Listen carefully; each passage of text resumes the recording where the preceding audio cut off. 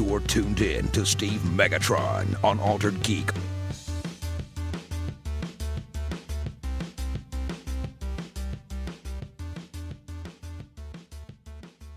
Hello, and welcome to Altered Geek. This will be the start of a new era of Altered Geek. The new year's come, it is gone, it is 2017. So with that, there will be a slew of new things here. First of all, you can get this podcast at alteredgeek.com. You can follow it on Twitter at Altered Geek. You can follow myself at SCP21. And this episode is kind of the beginning of a new era for Altered Geek. I'm going to be dubbing episodes 171 to 200 Project Altered Geek. And what that essentially will be is, instead of your typical news and conversation piece based on that stuff, because I'm going to shy away from some of the news, some of the typical stuff that I've covered in the past on this show. I could take the low road and go towards Justice League and cover that in place of Batman v Superman. However, I'm not going to. With that said, some of the things I plan on bringing to the show are, I'm still waiting on that Kickstarter I funded last January, which was Buy the Rights. And I should be getting my copy of that. They've had a lot of production drama going on with that. However, it should be getting shipped to me fairly soon, because I guess they just got it in their warehouse last week. So it's actually kind of awesome. So I will be using that on a future episode of the show. With some of my cohorts, whoever happens to be guest hosting. There will be a return of a couple of hosts. I will have, again, TFG1 Mike when he comes back from the Great Warm West, known as California. And then I soon will have Mike the Birdman Dodd back from the Great White North, or America Light, or America Junior. I don't even know where that came from. Somebody dubbed it. Oh, yes, that was from an interview we did. And then Mike Powers should be making a return. Yes, the mics are quite frequent. I also plan to bring in some other hosts from time to time on this show. I know I've said that in the past, but I kind of want to diversify a little bit more. Because I feel like I've had, like I mentioned last episode, and as you can tell, my spirits are much higher right now. I don't have the stress of school. It hasn't started back up for me yet. I do have a side gig of podcast site coming up in the next week or two that I will be starting. And then, so lately I've been working on my house, getting it ready, because as most of you know, I have a new job, and I'm going to have to put it up for sale. I've only had this house for almost 3 years. It will be 3 years by the time we move. Almost 3.5 years. And it's kind of unfortunate, because we've dumped so much money and time into this place. I hate to leave. However, the opportunity is too great to ignore, and I had to jump at this. I was to the point at my old job, and while I did enjoy everyone that I worked with, I didn't mind anybody. I didn't hate anybody or hate the job or do anything to detrimental to the job, because I always treat my jobs with the utmost respect, because just like I can leave whenever I want, they can get rid of me whenever they want. So that's how I kind of look at it. So in that regard, I was to the point I was ready to leave. I'd been there 10 years. I didn't want to stay there anymore, and I really wanted to get in media. So now that I'm in media and I have my foot in the door, I am much happier. I granted, enjoy working from my desk most days, but it's not a bad gig. I don't mind it at all. It's a lot more in tune with what I want to be doing and what I'm learning, and so yeah. Anyways, as far as the house is concerned, I've learned quite a few things over the last 3 years. Learned how to paint a house properly. We've painted every room in the house except for one now at this point, and it's the basement bathroom. That's next on the list because when we moved in, there was a pipe issue because we were getting new nozzles put in for the shower. And so they had to cut the ceiling open downstairs, which is, the bathroom is on top of the bathroom. So I put a protective, more or less, I created a patch job that wasn't really a patch. It was a access panel. However, it was very shoddy, and then when the next person had to come in and fix a pipe issue that the previous people set up, they cut the hole bigger, so the access panel was no longer valid. So from there, I've learned how to do drywall, thanks to my brother, and then so now I've done that, mudded it, gotta get that all squared away so we can paint that room, and then fixed quite a few issues, done the roof, done the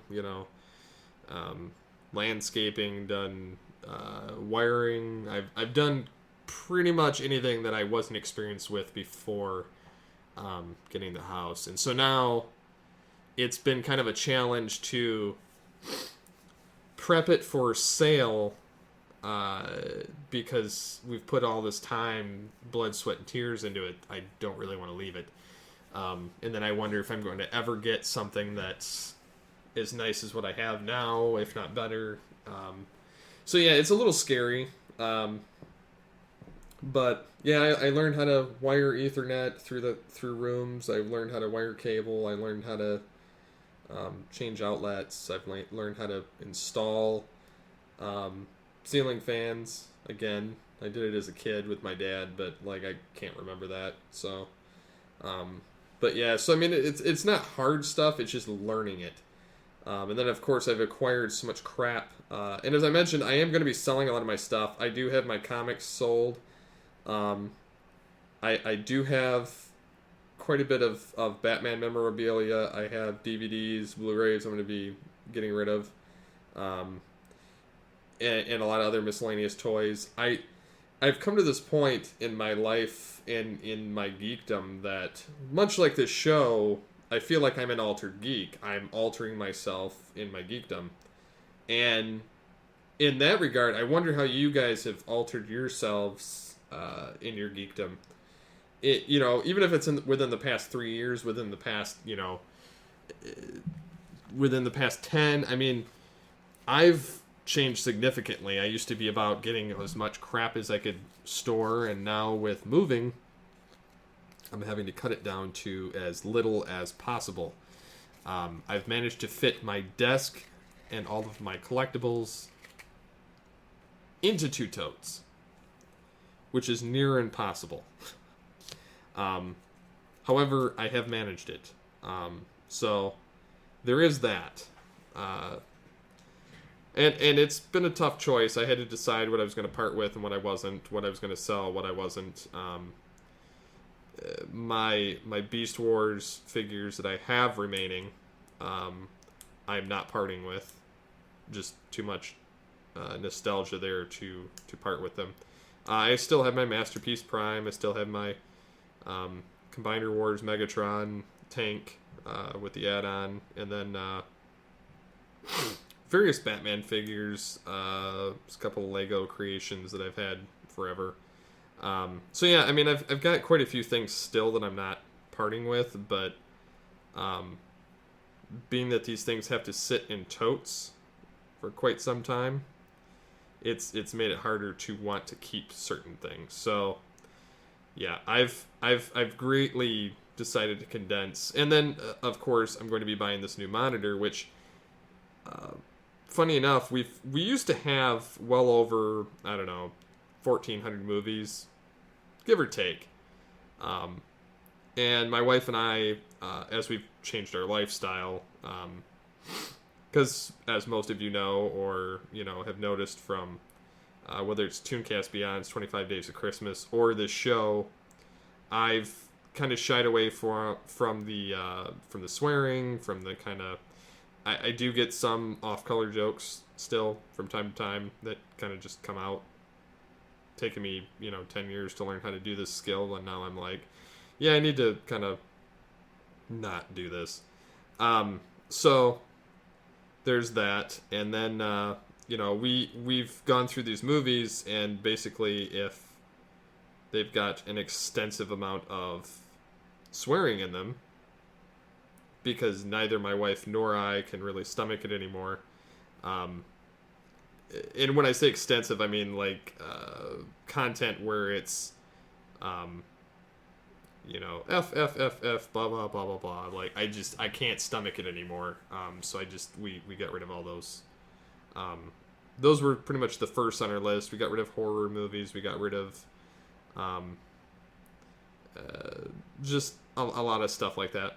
Some movies I had no problem getting rid of because either A, I didn't remember them because I didn't watch them in the first place, or B, I remember the movie too much, and there's no point in me keeping it because not only was it bad, but I would never watch it again anyhow. So yeah, so that's that. But yeah, we've whittled our collection down between trading and stuff, and between the DVDs and some of it we've given away to family, some of it we've thrown out, some of it we've traded in, just kind of depended on what it was. So yeah, I'd say my DVD collection is down to probably like 200 items now. Maybe 300 from the 1,500 that we originally had. So it's quite a bit of knocking down this list. And even some of the TV shows like I used to watch, like I've cut down on a lot of that over the last year because I just realized that I'm run way too ragged between like social media, between being constantly on the computer, whether it's work or this or just playing a game. There's too much mentally going on between all of these things to think. It just makes it difficult for me. So it's been a great purging. I don't know if it's because like I'm 30 now, I'm just kind of weighing my life differently. It's I'm kind of seeing more of the I want to be there more for my kids. I want to be there more mentally. I've had a hard time remembering things because I've been on overload. Whether it's things my wife's told me or things that my kids have told me, things that I've been told or I've asked about, or my memory is shot because the sheer overload of content. So I've been trying to like really slim it down, and I know this sounds like I'm really rambling, and I'm kind of like a little bit of a downer, but I'm actually not. I'm actually in a good mood. I've had a couple weeks of it hasn't been that long since I released an episode of the show, but I feel like I've become refreshed, and so I might start doing a little bit more of these like general kind of geeky talk elements to the show. Not really what we've been doing, but like kind of a general like housekeeping on like the status of geek in our life in that regard. So yeah, that will definitely be something that probably sticks around.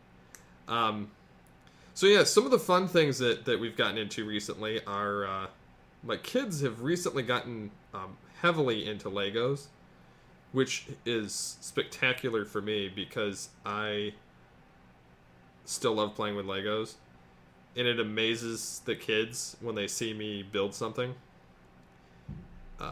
especially when they have pieces, either A, I gave them, or B, that they had from kits they just got, and I'm able to whip up some random design and create something out of nothing. And my oldest loves that and doesn't want to tear it apart. He wants to keep them as models like I do. And then the younger one has the Duplo because he's still at the stage where he puts toys in his mouth and chews on them, and we don't want him swallowing the smaller Legos.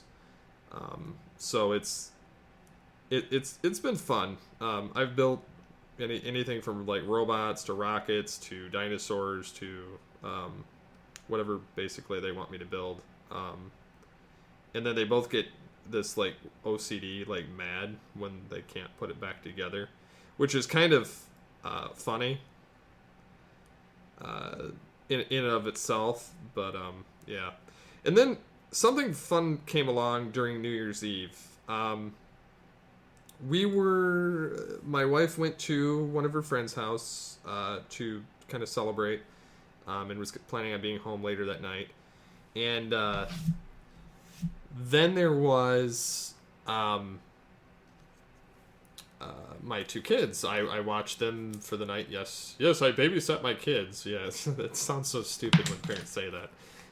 They're my kids, so yeah, I watched my own kids. So I put the younger one to bed about 7:30. Normally they go to bed at 7 because of either A, behavior issues, or B, because depending on how long or if they took a nap, those kids are... It's like watching... It's a train wreck if they don't get a nap. So I put the younger one to bed. The older one I kept awake until 9:30. Pretty much let him do whatever. We built with Legos. We built a puzzle. We built a puzzle that turned into a board game, which was kind of cool. And then I kept him up, which was kind of fun. I probably could have kept him up later if I really wanted to, but I still wanted to have time to game before Mary got home. So I put him to bed about 9:30, but we built a giant Lego Duplo robot, and then I proceeded to let him watch a show, and we were going to let him... He wanted to watch Mickey Mouse Clubhouse, and he asked if I watched something like that when I was a kid, and I says, well, no, they didn't have this show, at least in that iteration when I was a kid. So I showed him this old Winnie the Pooh live action show that I just happened to find on YouTube. And I pulled it up on my phone, and it was called Welcome to Pooh Corner or something. I kept wanting to call it something else, but I ended up finding it. And he watched about 2 minutes of it on my phone, and he says, I want to watch that. And so I was like, oh, okay. So I put it on the TV, and then he watched 2 episodes of it, loved it, and still wants to watch it all the time now. Which is kind of a double-edged sword because we don't let him watch a lot of TV because he gets wound up so easily. But yeah, it was kind of cool having nostalgia come and hit me like that, but also give him a view of what I grew up with on something that was, age appropriate for him. So yeah, it was really interesting though. I was quite pleased to see that. And then, we hung out, and then I played some Battlefield 1 with my dad and my brother for about 2 hours, and then Mary got home, and then we sat and watched the ball drop on TV and promptly shut the TV off because I didn't want to watch the rest of the garbage show that is the New Year's Eve bash with Dick Clark that doesn't have Dick Clark. And they're all, I don't know. Yeah, that's just what I want to do though, is watch a bunch of pop stars sit there and run their mouth. Oh yeah, blah blah blah. This is so great.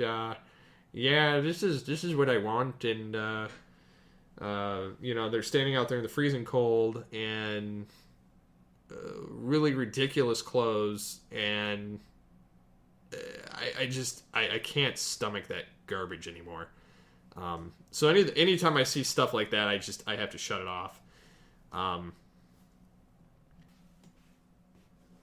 So a couple of things that I've discovered are to do with Hulu. And the funny thing about Hulu is I've been getting a lot of shows from Hulu following me on Twitter, which is kind of weird and random at the same time, because I get no other TV shows that follow me. It's just Hulu itself, and then various TV shows that are Hulu exclusive, which is kind of cool when you think about it. I would probably review them if I find the time, at least the first episodes on some of them, because I'm not quite sure where I want to go with that yet. Because some TV, depending on the show, I may not want to watch it.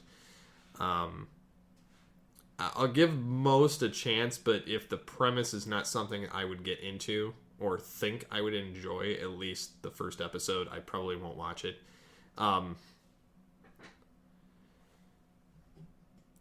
However, that being said, the funny thing about Hulu now is you have to have a subscription, which I will not pay for. I already pay for Netflix. That's good enough for me. I have basic cable channels. I don't really care about Hulu's large gamut of stuff. Most of the stuff I watch is on Netflix. It's old. It doesn't bother me. It's not like I'm a Netflix fanatic or anything. That's what I watch. If I don't have something I already own popped in the DVD player. But you can watch Hulu for free, though, if you go to yahoo.com, which is... It's funny because Yahoo has Hulu free in their thing. So it's like Yahoo TV or something. So you go to yahoo.com/TV and you can watch like some Hulu provided content. It's I don't understand the business model behind it. But yeah, it's just kind of, or it's view.yahoo.com. I'm sorry. But yeah, I don't understand the business model behind it, but it's features Hulu as their video platform. But yeah, I mean, I would watch it on there, and I'm probably going to watch some of the shows on there just to kind of try them out because I'm not going to pay for a trial, or a series of it. But it's kind of an interesting thing in any way. But yeah, I mean, most of these I watch directly from their website, like Lethal Weapon and Gotham. I watch from Fox.com. The CW stuff I watch from CW.com. NBC. Don't think I watch really anything on there anymore other than SNL. CBS, I watch like Big Bang Theory. So, I mean, it's not really... Most of the stuff I don't watch the little bit of TV I do have because it's not very much. So, yeah, moving on a little bit. One of the other things I want to try and accomplish with this show is being able to talk about a variety of things. And what I mean a variety of things, I mean just things that I normally would do on another show. So that's another reason why I'm moving this podcast off of Geekcast Radio. And it's not particularly because of anybody there. It's just because I want to do something a little bit different.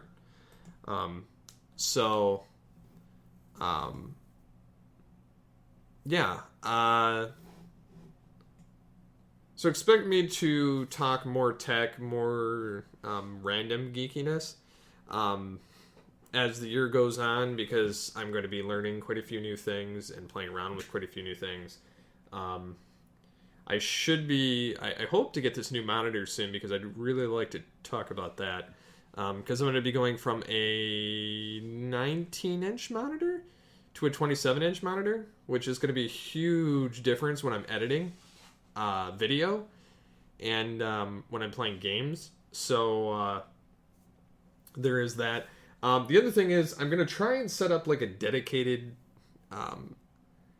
green screen to an effect. I just got to figure out how I'm going to do that. Because I'd like to filter out all the crap stacked up behind me when I play or I do YouTube.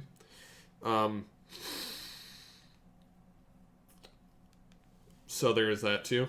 I don't know. This episode's kind of more of an update on things. And as far as some of the other stuff, like I got rid of an entertainment center. I'm getting rid of my Nintendo Wii finally, which has been collecting dust for about 8 months.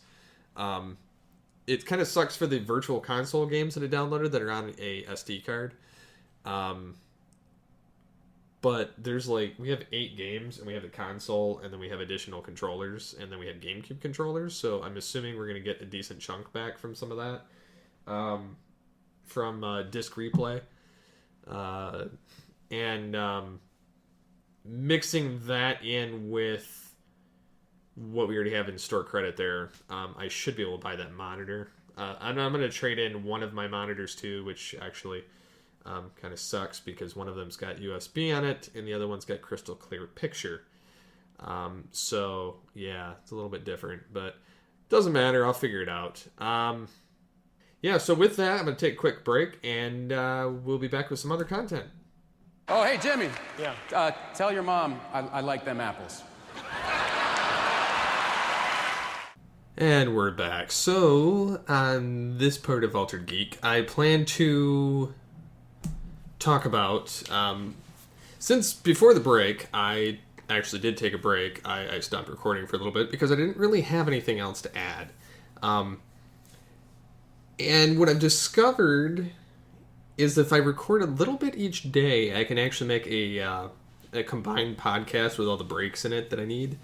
And not really ramble on with useless banter or prattling. I mean, this technically is, but on the other hand, what it allows me to do is to recharge and to give me the opportunity to talk about something I really want to talk about. So yesterday... being that Netflix has taken away a lot of the content my wife likes to watch, we might actually cancel Netflix, which is a little bit of a detriment to me because I actually enjoy Netflix to some degree. I don't really all that much watch it, but when I do, it's kind of saddening when they get rid of content. So, that aside, my wife likes watching all the home improvement shows.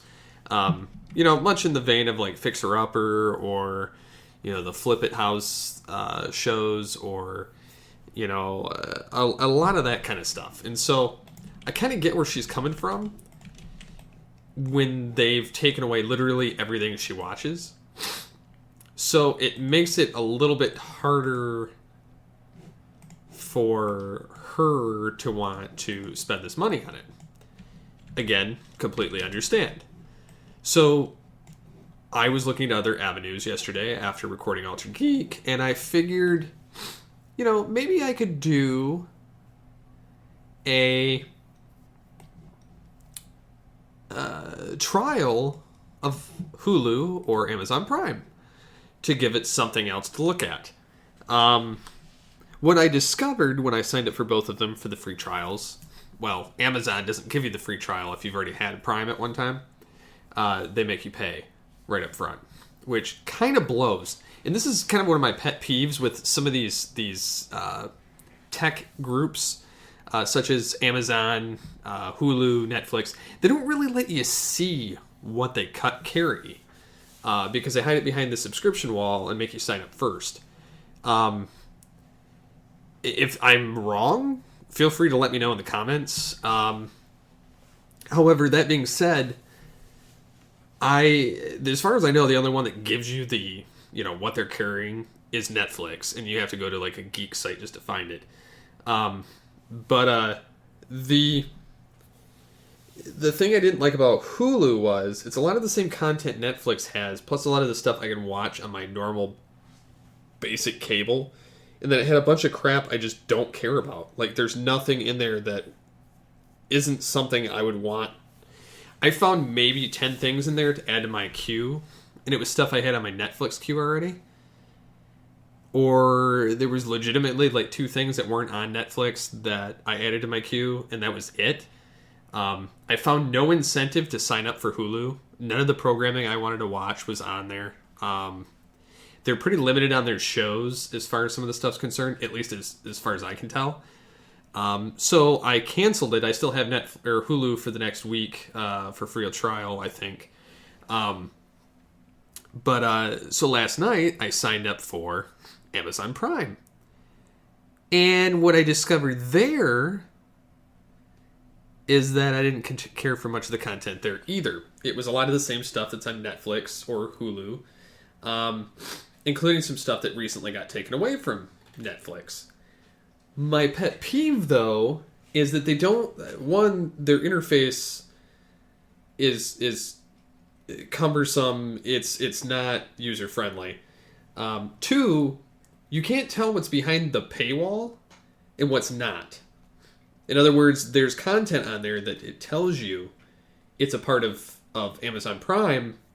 However, when you cycle through to things you want to watch, it tells you to buy the season or buy them by episode, and I'm not paying to watch a show when I just signed up for a subscription service, which I find a bit ridiculous. And Amazon and both Hulu make you pay an extra surplus for commercials. So, in that regard, I mean, in Amazon, I didn't find anything I'd really want to watch either. It's a lot of that garbage television, like, the runway model crap.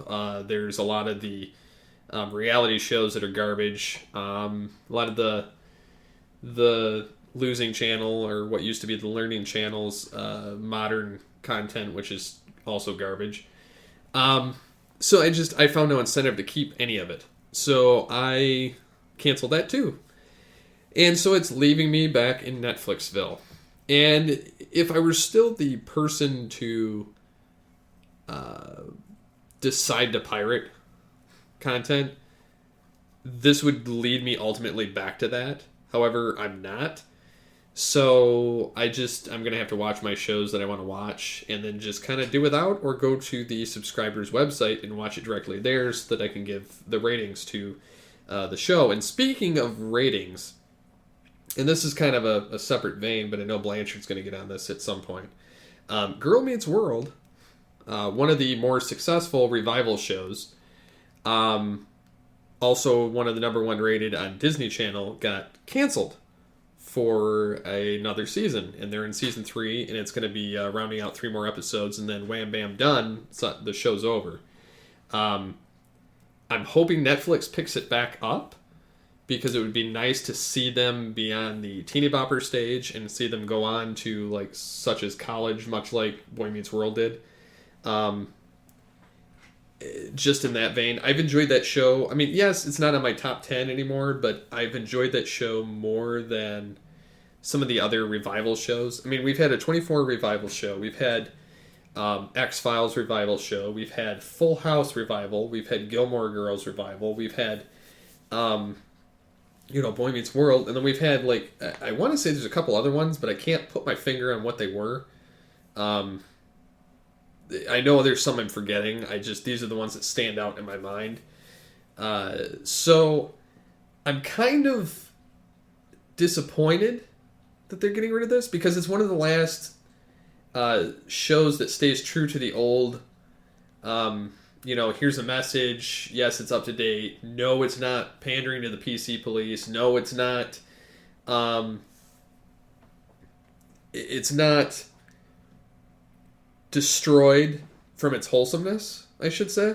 Like, I enjoy Fuller House. However, the aspect that made Full House likable isn't really present in the show. When I say that, I mean there's a lot more... I mean, yes, it's very much more real life in some regards. like when they get into arguments or when certain situations happen. And they've inserted some modern technology and references, but they're still calling back to a lot more of the old stuff. But I don't think it's fully evolved. It's like almost like a flip-flop of what was there previously, but it's also adding in a lot of the old cast. Whereas Boy Meets World, I feel like when it went Girl Meets World, it evolved into this new entity while still staying true to the original format. It wasn't copying and pasting the original format. At least most of the time it wasn't. So I kind of see where, Fuller House got bashed for that a little bit. And that too got renewed for a third season, so we'll see if it goes beyond a fourth or a third. Which with Netflix, it probably will. The next season's been up from 13 episodes to 18. So I'm kind of happy to see it go that direction. So we'll see how this whole vein goes in the future. So with that, I'm going to take another quick break and finish off the show. At this point, he probably is.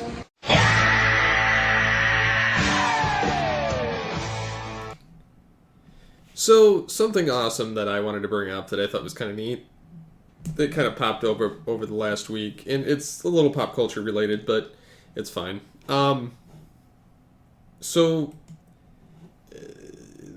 there's been a drop of a photo of Bryan Cranston as Zordon, as seen on a cell phone. And we get a glance at him, bald head and all, in a blue orb at the top of a mountain, with Alpha 5 towards the bottom, looking, albeit a little ridiculous.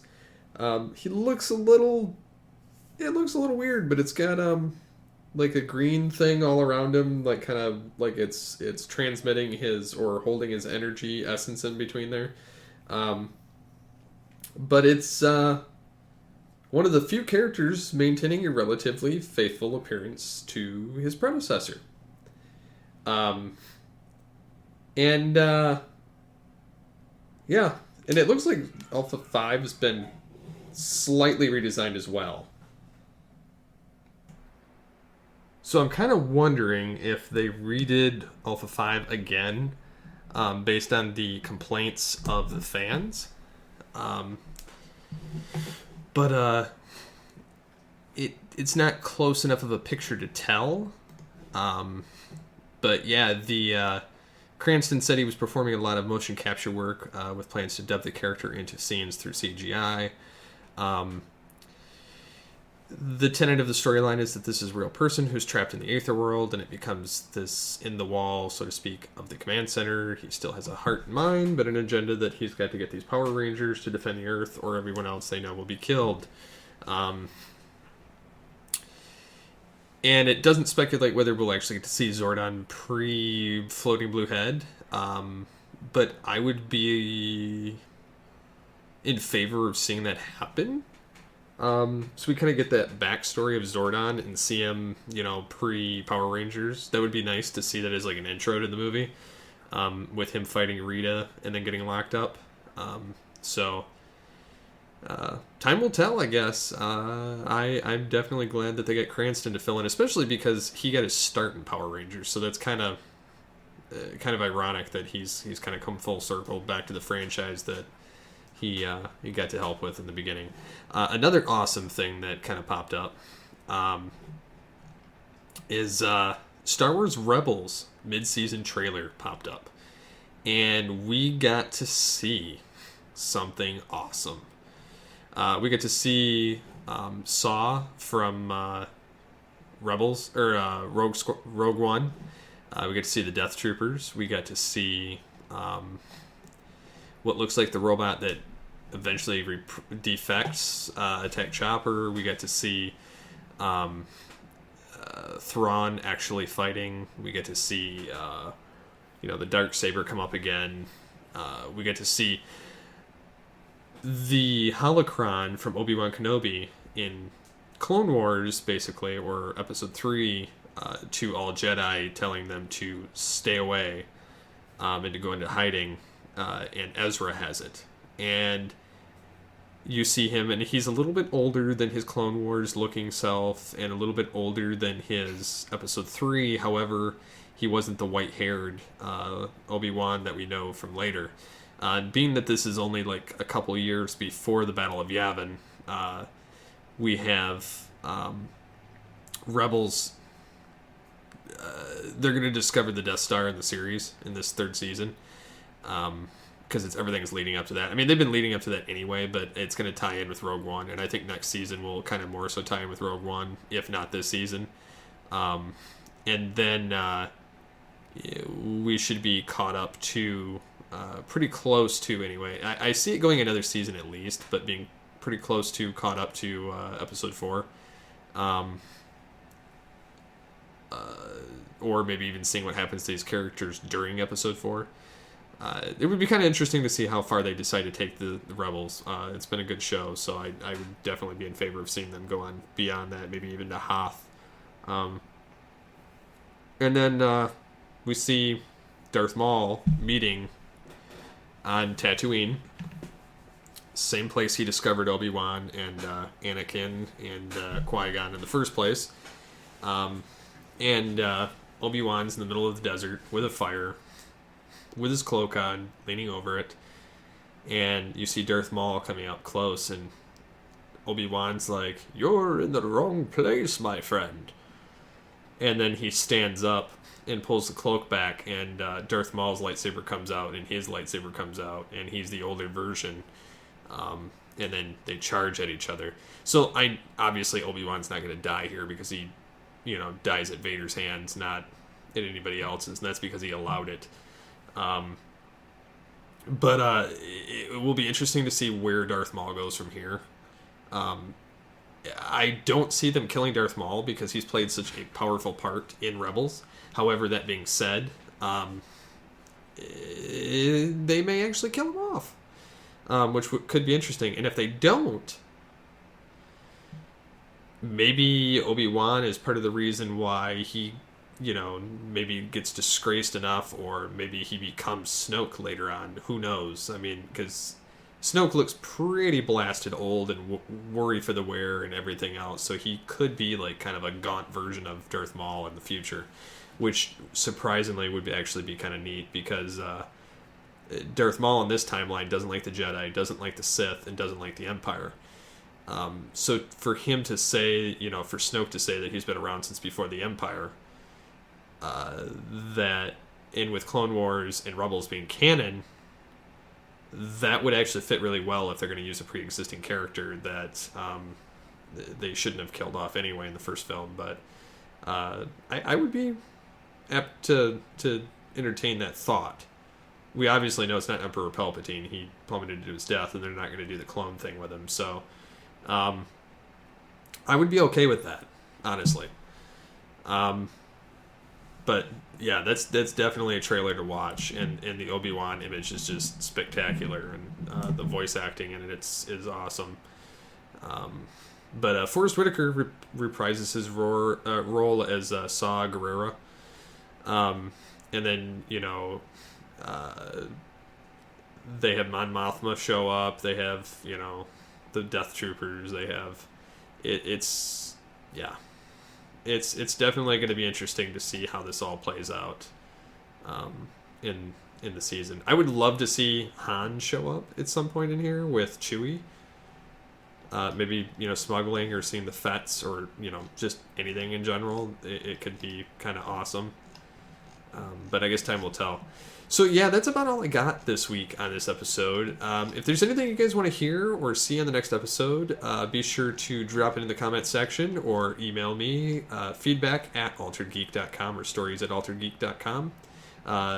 You can also submit directly from alteredgeek.com's website on the main page, with your name, your suggestion for a topic, and you can always drop the link in there to the topic, so I can bring it up next episode. If there's anything you want me to review, to talk about, to bring up, just let me know. I will be having some more awesome geeky content. And until next time, get altered, get geeky with the Altered Geeks.